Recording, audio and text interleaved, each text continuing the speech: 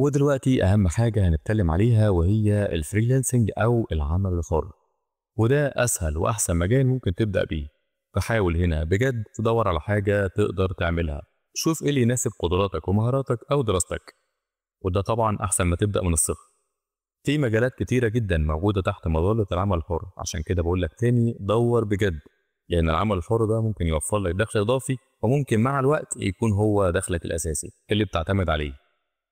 ليه أنا بقول لك حاول تبدأ؟ لأن العمل الحر ليه مميزات كتيرة جدا. أولها وأهمها إن أنت بتتعلم وبتطور من نفسك وخبرتك بتزيد مع الوقت. طبعا ده غير مميزات العمل الحر اللي كلنا عارفينها، إن مفيش ارتباط بمواعيد ثابتة أو مكان عمل. أنت تقدر تشتغل وقت ما تحب، سواء بالبيجامة من البيت أو بالمايوه على البحر. أنت مدير نفسك، أنت عارف إيه اللي تقدر تعمله وياخد منك وقت قد إيه، وتختار الناس اللي تشتغل معاها كمان. وكل ما تشتغل وتتعب أكتر هتكسب فلوس أكتر. بس برضو انت عارف مفيش حاجة بتيجي بالسهل، في تحديات هتواجهك ولازم تكون قدها. محتاج انك تستثمر في نفسك، سواء وقت او جهد او فلوس، عشان تتعلم وتنمي المهارة اللي موجودة عندك وتقدر تنافس وتجيب شغل. دخلك من العمل الحر مش ثابت زي الوظيفة، ممكن وقت يكون عندك شغل كتير، وقت تاني مش شغال. ما عندكش اجازات، لا سنوي ولا مرضي ولا اي اجازة مدفوعة. احيانا ممكن تواجه مشاكل في دفع مستحقاتك، العملاء مش ملايكة. ولو انت هنا مبسوط ان مفيش مواعيد دوام، عايز اقول لك ان انت ساعات ممكن ما تلاقيش وقت لنفسك او عيلتك لو عندك شغل كتير. المهم، عجبك الكلام؟ تعال نشوف نبدا ازاي. اقعد مع نفسك كده بعد ما تسمع الكلام اللي انا هقوله وشوف انت شاطر في ايه. مش لازم تكون محترف، المهم تبقى عارف انت عايز تعمل ايه ومستعد تبذل فيه وقت وجهد عشان تتعلمه. في مجالات في العمل الحر بتعتمد على مهارة موجودة عندك أو شغفك وحبك لحاجة معينة، مثلا زي التصوير.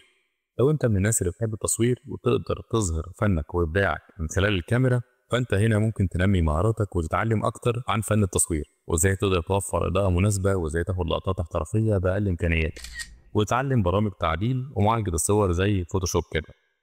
كل المطلوب منك انك تعمل سيرش على اليوتيوب على جايد تو فوتوغرافي، وهتلاقي فيديوهات كتير جدا هتتعلم منها حاجات كويسة. في مواقع خاصة بعرض الصور وبيعها زي شاتر ستوك وايمج كايند وفوتوليا وغيرهم كتير. التعليق الصوتي أو الفويس أوفر. لو عندك موهبة التعليق الصوتي أو شايف إن عندك صوت إبداعي، فأنت ممكن تنمي موهبتك وتتعلم إزاي تحترف التعليق الصوتي، وساعتها تقدر تشتغل وتتحاسب بالدقيقة ويمكن بالكلمة كمان. هتحتاج ميكروفون كويس وشوية تجهيزات بسيطة، وتتعلم شوية فنيات كده في هندسة الصوت. وما تقلقش، دي حاجات بسيطة هتتعلمها ببلاش من على اليوتيوب على برامج زي اوداسيتي أو أدوبي أوديشن. هتلاقي وظائف مطلوبة للتعليق الصوتي على كل منصات العمل الحر تقريبا. ده غير إن في منصات خاصة بخدمات التعليق الصوتي في العالم العربي، ومن أشهرها ساوند ديل.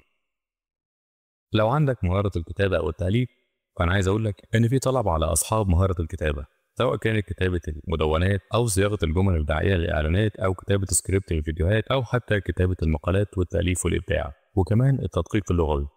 وفي وظيفة اسمها جوست رايتر، وهي الكتابة للغير. هتلاقي كل الحاجات دي مطلوبة على مواقع العمل الحر. وفي برضه مواقع خاصة بالكتابة زي اللي هتظهر قدامك دي، وفي كمان مواقع عربية.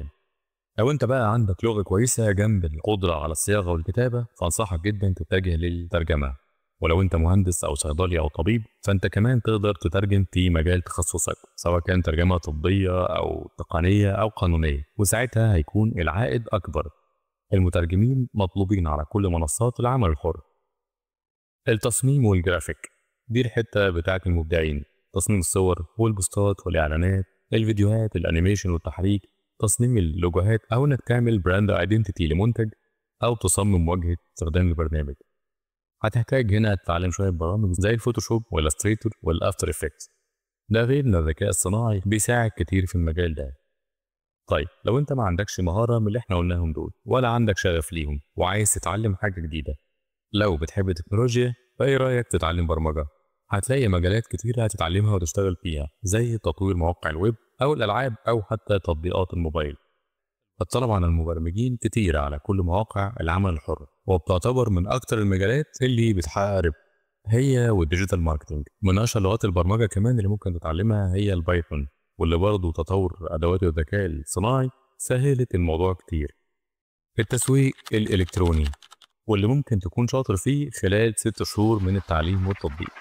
والميزة هنا إن في مجالات كتيرة تحت مظلة التسويق الإلكتروني ممكن تتخصص في مجال منهم وتحترفه وتشتغل بيه، زي الكونتنت كريتور أو صانع المحتوى اللي بيكتب محتوى تسويقي جذاب والرسائل التسويقية للحملات الدعائية. الميديا باير، وده اللي بيعمل الإعلانات الممولة والحملات الدعائية على السوشيال ميديا أو على جوجل. SEO أو السيرش انجن اوبتمايزيشن، وده اللي بيشتغل على تحسين نتائج محركات البحث عشان يخليك تظهر في أول نتائج لما تعمل بحث. الإيميل ماركتينج، وده اللي بيعمل الحملات الدعائية والإعلانات على البريد الإلكتروني، وده دلوقتي بقى من الحاجات اللي شركات كتيرة جدا بتعتمد عليها. من المجالات اللي ممكن تشتغلها كفريلانسر حاجة اسمها الفيرتشوال اسيستنت، حد عايز مساعد أو سكرتير ومش قادر يوظف حد أوفلاين فبيستعين بفريلانسر يشتغل معاه، يدخل بيانات، يظبط مواعيده، يعمل له برزنتيشن وهكذا يعني. في مجال كمان حلو قوي وشغال كويس وهو تحليل البيانات. بتحتاج هنا يكون عندك معرفة بالسيل والداتابيز ومبادئ الإحصاء وأدوات تحليل البيانات زي باور بي آي أو تابلو، والحاجات دي تقدر تتعلمها ببلاش على اليوتيوب. لو عايز أساعدك قول لي في الكومنتس وهديلك مصادر مجانية ممكن تتعلم منها. مش كل مجالات العمل الحر بيكون فيها الشغل من البيت بس، في حاجات هتحتاج تنزل عشان تعمل الشغل ده وتنفذه، زي الايفنت مانجر أو منظم الفعاليات وخدمات التوصيل، ده اللي بيشتغل على اوبر او مرسول مثلا. في الاخر كده قبل ما نسيب العمل الحر هقولك على شويه نصايح لو عايز تشتغل فريلانسر. هتحتاج دايما تتعلم وتطور من نفسك، ولو حسيت انك تقدر تبدا مش لازم تستنى لما تبقى محترف عشان تبدا، ابدا وهتتعلم اكتر واكتر وانت شغال. ابدا على مواقع صغيره في الاول وما تخليش اللغه تكون عائق قدامك، هتلاقي مواقع بالعربي زي خمسات ومستقل والحريفه. ما تشغلش بالك في الأول هتاخد فلوسك إزاي، اعمل الفلوس الأول وساعتها هتعرف تاخدها. في العمل الحر أنت بتعتمد على نفسك وبتطور نفسك بنفسك وبتتعلم كل اللي أنت محتاجه وتواجه العقبات والمشاكل لوحدك، وهيبقى يوتيوب وجوجل من أقرب أصحابك. قدم على شغل كتير وما تزهقش. ما تقولش إن أنت كبرت، لا، السن ده مجرد رقم، أنت بتعجز لما تقنع نفسك بكده. وما تقولش ما عنديش وقت، دي حجة على فكرة. شوف كده انت بتقضي وقت قد ايه على الموبايل والسوشيال ميديا او الفيسبوك وهتعرف ان عندك وقت. هتحتاج تعمل لنفسك بورتفوليو او سابقة اعمال، ممكن نتعلم ازاي نعملها لو انت مبتدئ في مرة تانية عشان وقت الفيديو.